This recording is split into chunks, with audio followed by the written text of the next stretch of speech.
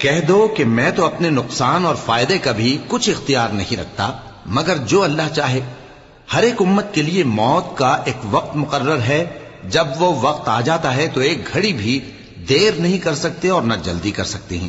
کہہ دو کہ بھلا دیکھو تو اگر اس کا عذاب تم پر ناگہاں آ جائے رات کو یا دن کو تو پھر گناہگار کس بات کی جلدی کرتی ہیں؟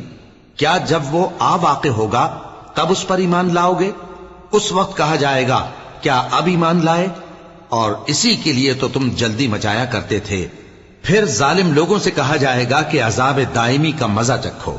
اب تم انہی اعمال کا بدلہ پاؤ گے جو دنیا میں کرتے رہے. اور اے نبی تم سے دریافت کرتے ہیں کہ آیا یہ سچ ہے؟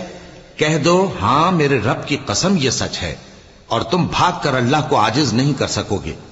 اور اگر ہر ایک نافرمان شخص کے پاس روئے زمین کی تمام چیزیں ہوں تو وہ عذاب سے بچ